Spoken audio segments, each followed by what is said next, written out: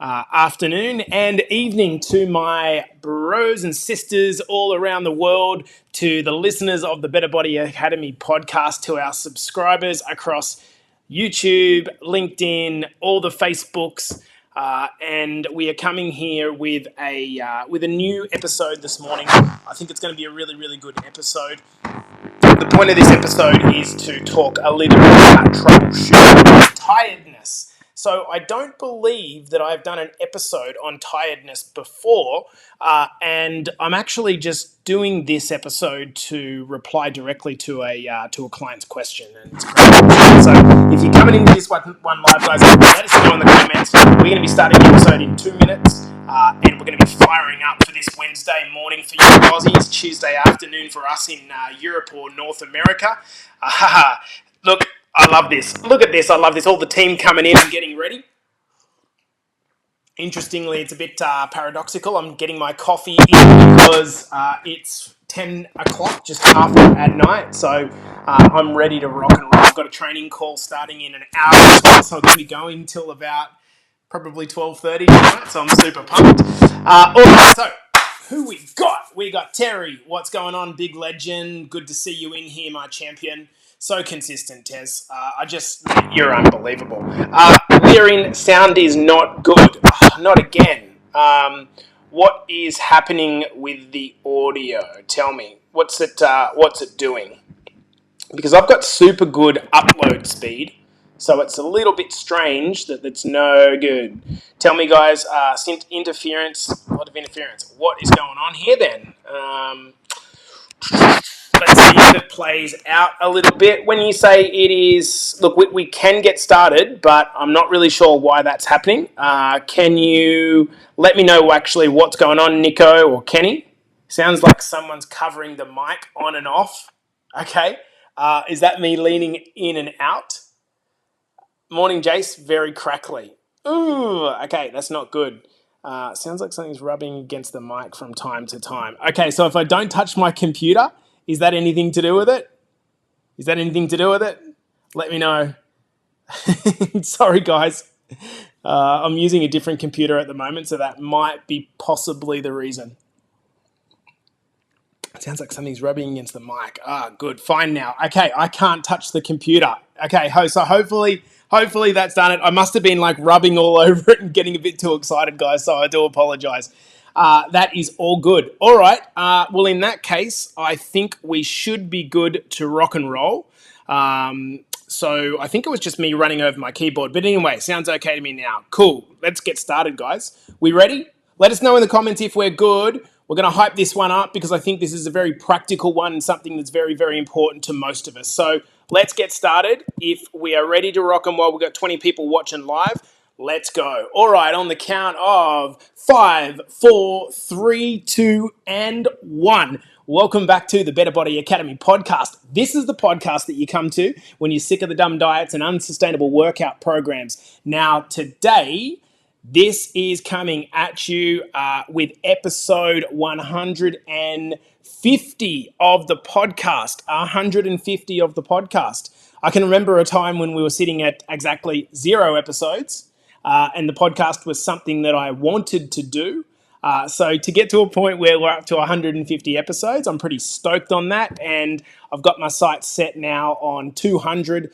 Hopefully, we just continue to build the audience. So if you're getting value from the podcast and you haven't left it a 5-star review, I'd really appreciate if you can do it. I know that you can't listen to that. It goes in one ear and the out. But to everyone who has reviewed the podcast, it really, really does help.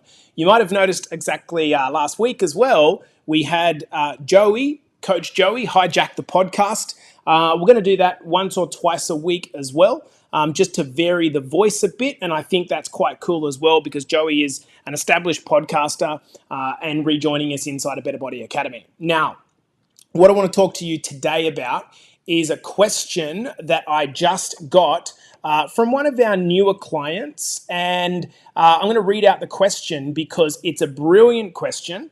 And I wrote back to him, but I want to give it to you all because I think we all suffer from the same thing, and that is this thing of chronic tiredness. Harrison says, I'm not a caffeine man. I'm not really a sugar man. What do you suggest to keep the energy up? I drink a heap of water, but sometimes just need that little bit more. So let me know in the comments if you're listening live, if this is you. If you feel like your energy is a little bit deplete and you could do with a little bit more. What I'm going to do in this episode is try to troubleshoot it with you a little bit so that we can get to the bottom of it. And rather than just say, oh, you need to sleep more, we'll actually give you some practical, perhaps solutions on what it might be. I'm going to give you what I believe probably the 5 most important contributors to our energy levels. And that way we can reverse engineer this. In other words, we can go from the end and work backwards. Does that make sense? So why is this important, first of all? I think it's important to set the scene. Like, why are we having a conversation about energy? I think it's natural inside Better Body Academy for us to focus on weight loss or getting stronger or whatever, the body transformation. But one of the most important improvements that I think comes as a result of feeling better about your body is that you start to have more energy. And why is that important? Well, so many of us inside of the academy and so many listeners to the podcast are parents, right? Like, here on tour with 2 kids for the first time has made me realize why so many people don't travel. It's just really hard. They're going bananas. And to try to keep up with them, if I felt like I was really flat and zero energy, the chances of us being able to keep up with our kids are impossible. And then we go to work for 8 hours, and then we're to come home and do housework and be a family member. It's just, if you are constantly deplete, it's like, you know that feeling when you're running out of petrol when you're driving your car and the red light comes on and you're like, oh no, like what's going to happen? Like, I don't know if I've got 10 kilometers or if I've got 100 kilometers left, and you're panicking a little bit. At least I do. And so this is why this is important. So let's get into the first reason of why you're fatigued and what to do about it. So number 1, in I think order of priority, is carrying excess weight. Okay, I'm going to keep this podcast really simple. How does carrying excess weight actually impact your tiredness levels? Well, let's look at it from a very top level, practical. Okay, practical. We use the analogy more recently of a suitcase that you're checking in on holidays, weighing 23 kilos with each of the major kind of carriers. Some of us, if we think about it this way, it'll hit a bit harder. If we are, when you pick your bag up and you kind of don't like lift it just really simply with one finger, you kind of got to pick it up and slam it onto the scales at the airport. And it's like fairly heavy. And like, maybe it's because it's a bit uncomfortable and big, but it's not an insignificant amount of weight. And we slam it down and it's 23 kilos and we think to ourselves, oh, it's a suitcase. But when you're carrying 23 kilos of weight and you're walking uphill or you're moving around your day, like, that is a hell of a lot of weight to be carrying extra. Like, if I think about carrying our baby who's 10 pounds or something like that, which is 6 kilos, 5 kilos, it's heavy when they are on you all day. You only tend to notice this once you've actually lost the weight. But if I was to take you right now and get you to put on a 23 kilo backpack onto you now, you'd go, holy shit, this is so heavy. So the first reason is obviously weight, but weight is just draining to carry around. It's like, how much more petrol will you burn going on holidays with a caravan slung to the back of your car? It takes more fuel. The second reason that carrying weight actually causes depletion is because so many people who are overweight are terrible sleepers and they suffer sleep apnea.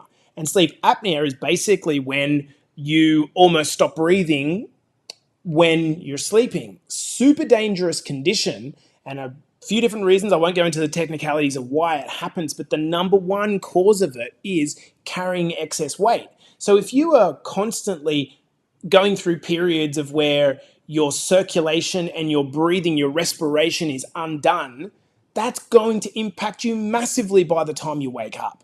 And the third reason being overweight, so this is kind of like the subtopics of the big five. Okay, so weight loss is the big one, carrying excess weight's the big one. Subtopic number 3 is when you start to get to a point where you've got what's called insulin resistance or pre-diabetes, what's happening is the blood is just circulating around with lots of sugar in it, but because your body's not working the right way, it can't get the sugar out of the blood and into the muscles and the brain to be able to do its thing. So your body is effectively depleted. Your cells, your brain are effectively depleted of the fuel that they need. So if we want to look at the solution, well, the simplest way to turn around tiredness that's due to weight gain is obviously to lose weight. Okay, so that's the number one. Let's get into number 2. And it sounds very obvious, but it's not sleeping enough. And I think with people who are ambitious, like myself, you want to work hard and you kind of wear your work ethic as a badge of honor, right? And I totally get it. Even tonight, right? I want to be involved in my own coaching group. So I'm turning up for a training at 11 p.m. at night, and it'll go to 12:30, and my sleep becomes the consequence of that situation. But because I'm ambitious, so I understand the interplay here. But the way I want you to think about this is that sleep is not just about quality, it's about quantity. So are there any opportunities that we are wasting to get a little bit of extra sleep because we're doing something that we don't really need to do, or that it's a waste of time, or that we're kind of putting down to relaxation, but it's not really relaxation? So for example, playing around on phone, watching Netflix through the week, sitting around, having beers or whatever the thing is. Just be mindful that sleep works like a credit card. In fact, it's called sleep debt. So what this basically means is we all need different amounts of sleep per night. If you need 7 hours, as an example, according to how you function best, and over the course of 5 days you get 5 hours, then that means that you've underslept by 2 hours for 5 days. That 10 hours of sleep debt is like a credit card. You have to pay that back. And so whether it all gets paid back at the weekend or it accumulates and kind of adds interest and grinds over time, it's a problem, okay? So we need to be able to find a way to not let all the debt accumulate to massive levels where we eventually get to a point of breakdown and hit the wall, and the only recourse for us correcting that is to be able to go on holidays. Does this make sense? So number 3, so I've given you so far being overweight and not sleeping enough. Number 3 is poor hydration. And you might ask, well, I know that I'm meant to drink lots of fluid, but what is with poor hydration? Like, how is that interrupting my energy levels? Well, it's actually pretty simple. I want you to follow this through with me. You drink water, and when you drink water, yes, some of it gets peed back out, but a lot of it goes into increasing the fluid volume of the blood. So what would happen, imagine instead you had a water slide and 2 different water slides side by side, and one water slide had a trickle of water going down it, and the other water slide was absolutely chocked full, like massive amounts of water coming down like a fountain off a cliff. It was just teeming with water. Which one's going to have more blood pressure and therefore more circulation? Obviously, the one with more water coming down the stream, coming down the water slide. The problem with underhydration is that if your blood volume drops, your blood pressure drops, and the circulation of blood that's going around your body is reducing, what does this mean? Well, it means that the oxygen and the nutrients, in other words, mostly the sugar that your body uses to fuel itself, that's not getting to your brain and to your working muscles. So you might be eating well, but not having enough fluid volume, and so there's not enough circulation that's getting around. This is one of the simplest things that you can actually do to improve your energy levels. A lot of people think that caffeine is the answer. Look, I'm a caffeine fiend. I probably drink 5 coffees a day. I absolutely love coffee, but it's not at the expense of my fluid hydration, my water. Okay, so number 3 is getting in enough hydration. So far we've got carrying excess weight, we've got not sleeping enough quality or quantity, causing sleep debt, and we've got poor hydration. Number 4, and I know that this kind of goes hand in hand with the last couple, not sleeping enough, okay, so that is chronic stress and mental overworking. Chronic stress and mental overworking. Everyone knows the feeling of being at a point where you're just so run down that you're about to break. So what's actually going on there? Like, what's actually happening there? Well, when you are in chronic stress, we call this the flight or fight response. So what's happening is your body is in a hyper alert state. Now, this is a evolutionarily beneficial thing for you to happen in the short term. Because if back in the old days, caveman days, you had a life or death situation where a tiger was coming to get you, you needed to be able to run. But if that stress is not a tiger and it's instead a build-up of a bunch of different things that cause chronic stress, you're in chronic fight or flight mode. So what's happening there? Well, if you're redlining your body and your brain over and over and over to the point where it doesn't get any respite, unlike the tiger days, the caveman days, what happened is you either got eaten by the tiger or you killed the tiger or outran the tiger or whatever, and the tiger went away and the stress response come down again. But now what happens is you outrun the bill and then it's the kids, and then you outrun the kids and then it's work, and then you outrun work and then it's that auntie that's giving you grief, and then you outrun the auntie that's giving you grief. You see, these things compound and compound, and we end up in this chronic drain of stress. And what happens when you're stressed? What sort of foods do you want to eat? You want to eat comfort foods. You want to eat foods that emotionally pick you up and make you feel good. And naturally, you're going to crave foods that are very high in sugar, so you get the quick hit. Does this make sense? Which goes perfectly into number 5, and that is the wrong type of eating, okay? What I mean by this is, if you were basing your eating around predominantly processed, hyper palatable foods, what's going to happen is over the course of a day, you're going to go through these peaks and troughs of blood sugar highs and lows. This is because of the fact that if the food is highly processed, it's going to be into the digestive system, releasing sugar, into the blood, gives you the spike.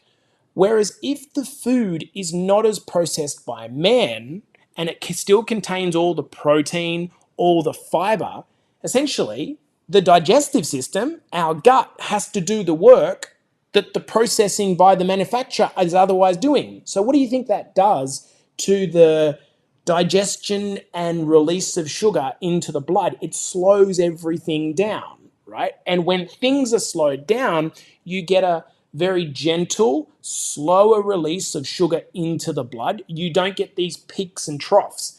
You might not necessarily be able to relate to that until you think about a Red Bull high. So whether it's, you might even have it might be more so the caffeine that's coming out of the Red Bull, but you get that idea of having this massive stimulation and then the down, and then the massive stimulation and the down. And in those down points, you're really going to feel the depth of, what lack of energy is. So I think this should give you the 5 key reasons carrying excess weight. I want you to work backwards and think to yourself, what's the thing that's getting me? What's the reason that I'm struggling in this tiredness thing? I think for most people, actually looking at the list, I'm looking at my list written here, it could really be an array to different degrees of all five. Let me know in the comments. We've got 15 or 20 guys watching live. I'd love to know what it is for you when we go through carrying excess weight, okay? Like, are you to ask yourself, am I tired because I'm hauling around an extra 20 kilos that it's just heavy? It's just heavy. If I was to put on another 20 kilo backpack, how would I feel? Number two is not sleeping enough. In other words, we're burning the candle from both ends. Maybe it's not that we're sitting up watching Netflix and doing all the crazy stuff. Maybe it is literally just work. Okay, maybe it's literally just work. The problem is you can't pour from an empty cup, and you're eventually, and I've kind of had to learn this the right way. Coach Michael and I used to have a dick off, so to speak, about who slept less, and then we kind of realized that this is our ego getting in the way of actually good health. Yeah? So not sleeping enough. So we have to prioritize this, and we have to understand that getting to a point where you're about to break down is not a good idea. Number three is chronic stress and mental overworking. So you might ask, well, what am I going to do about that, Jace? Okay, well, think about that. What can you do about chronic stress and overworking? Yes, as Nikki points out in the comments, there could be a hormonal part of that. But what are we putting up with in our lives that we could nip in the butt? A lot of us suffer, for example, from stress induced on putting up with family members that are constantly toxic, right? In as much as it's nice, it's causing you damage. So is this a stress that we can just cut?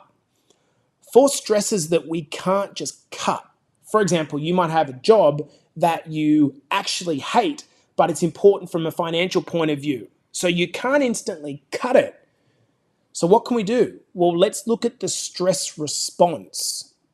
How can we better handle how we interact with the stress? If it's blunting the emotions and the tiredness through alcohol, it's going to be a really difficult way to turn things around for yourself.